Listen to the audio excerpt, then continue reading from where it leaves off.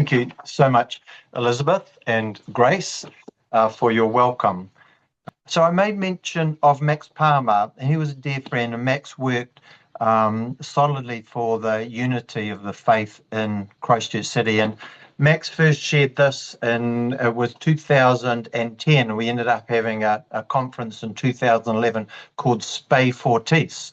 And Max drew my attention and the city's attention to the coat of arms. So I've got the privilege, I finished leading the church 4 years ago at Northcity Church, and now I work for a citywide network of churches called Te Raranga that started off after the churches, where the churches connected beautifully after the earthquakes. We served one another, and Te Raranga is the weaving, and the churches have been woven together. Now I think we have a really good sense of citywide unity.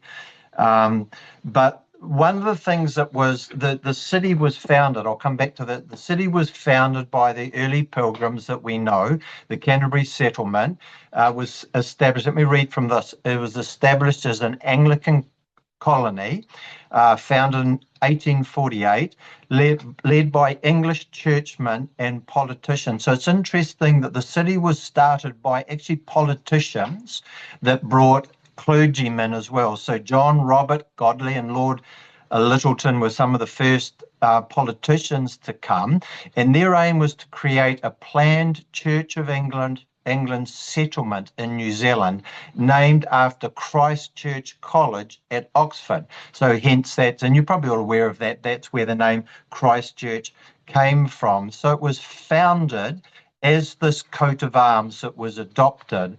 So from that, this coat of arms was founded, and it's got 3 Latin terms. And that's right, I was saying with the Te Raranga, 3 of us went to meet the mayor. We have an annual visit and go meet Mayor Phil. He's a wonderful man. He's very, very supportive. And on his wall was this coat of arms, which I drew attention to, and he knew about this. So the first statement there, if you can see it there, is Fide Condita. My Latin's not that flash, but that's a good crack at that. That means founded in faith. So this city has been founded in faith. It's a reference to the ecclesial origins and the name of the city, taking fides in the sense of the Christian faith. So we've got this great foundation that this city has been founded in faith. Now, the reality is there's 2 stories there, though, because before the English pilgrims and politicians and churchmen came, the Māori were here. So this city is called Ōtautahi, as Christchurch, but Ōtautahi, or simply means the place of, and Tautahi was one of the first rangatira, the chiefs, who used to have power sites along the Avon River. So before the English came, the pilgrims came, it was the place of the chief Tautahi. Now we call Christchurch Ōtautahi. So I think it's important to remember our foundations were pre-European, and we celebrate and honour mana whenua, Ngāi Tuahuriri, or the wider tribe of Ngāi Tahu. We've had Sir Mark Solomon and Sir Tiffany O'Regan speak to us as church.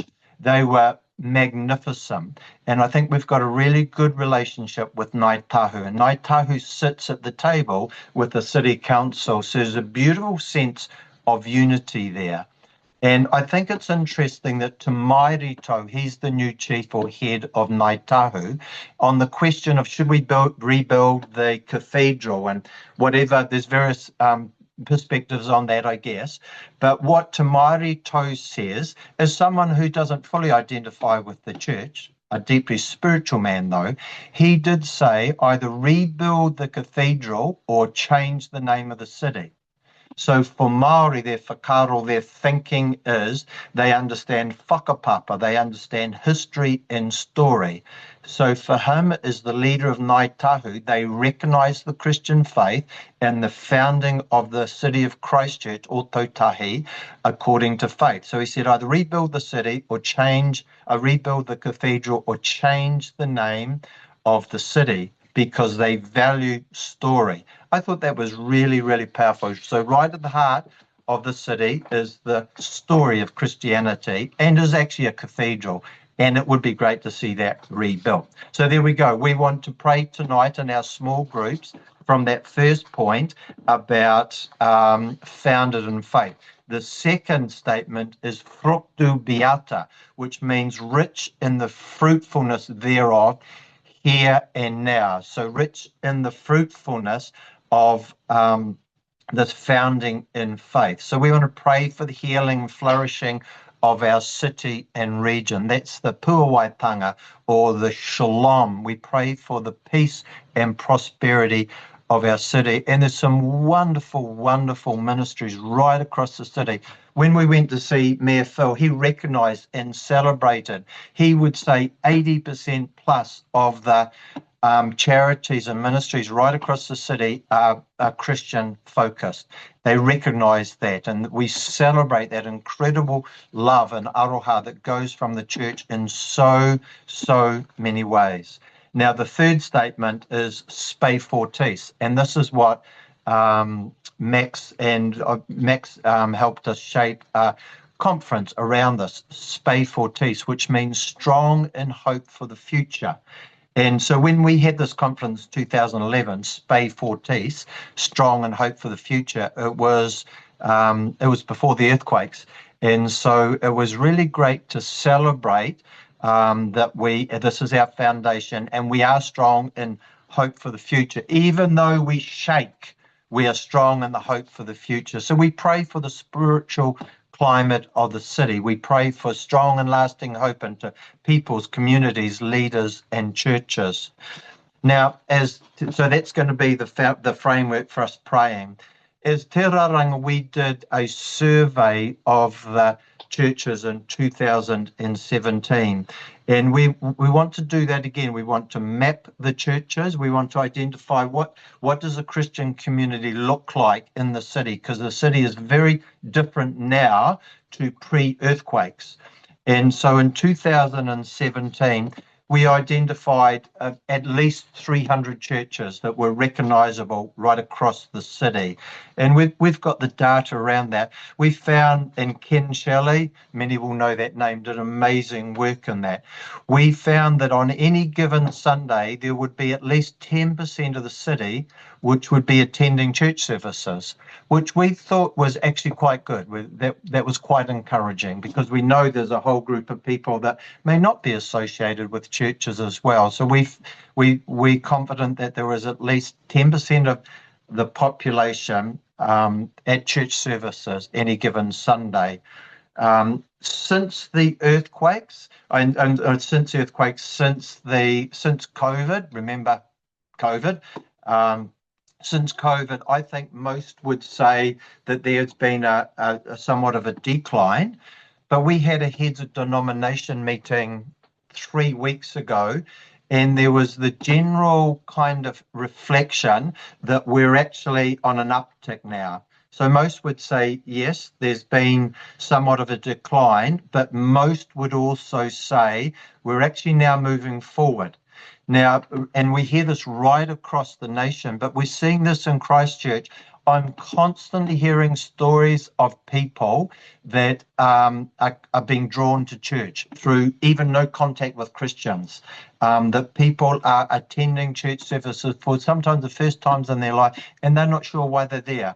That's happening more and more, and there's been talk about this quiet renewal, and we're careful with that. We like to pump things up and to hit revival, but there's a sense of a quiet renewal happening, and that's actually really, really exciting, and many are seeing that. Now, it's interesting, back in 2017, we identified 21 ethnic churches, which was great.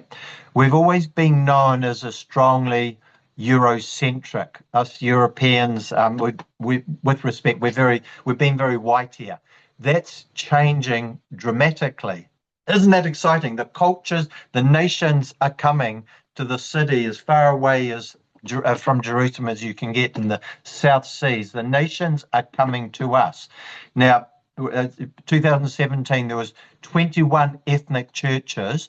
We had a meeting last year with ethnic leaders, and we had 90-something ethnic leaders there at a meeting, and it was one of the most exciting meetings that I've been in.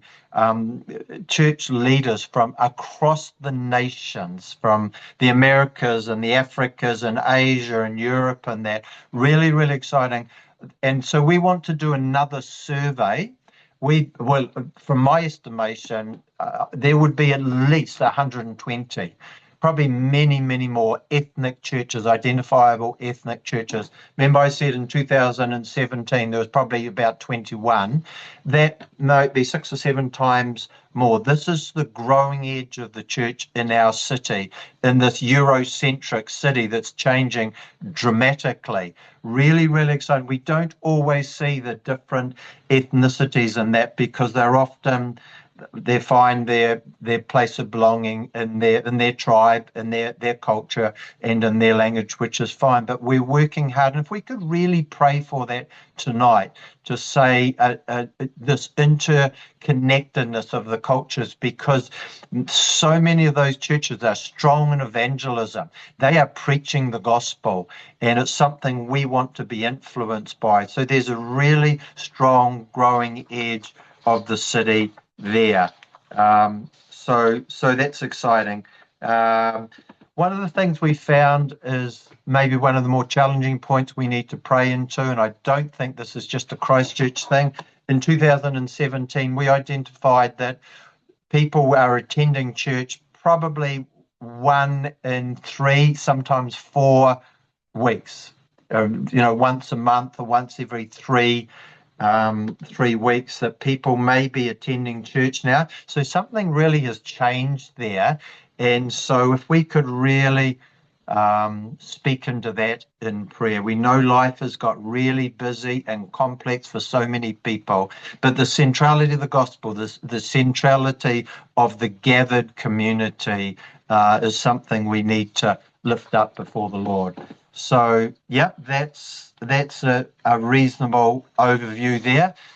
Pray for our church buildings. We know it's not all about the church's people. We know that. But the Anglican Cathedral, the Catholic Cathedral, these really are monuments. Grace Church is building a new centre right in the middle of the city, and that's right beside our new stadium. There's a lot of talk about our new stadium, and yes, our rugby team does well. That stadium has been filled every sporting event, but we're after sacred spaces as well, also being open. We celebrate our new stadium, but we celebrate sacred spaces as well. So if we could pray into that, would be wonderful.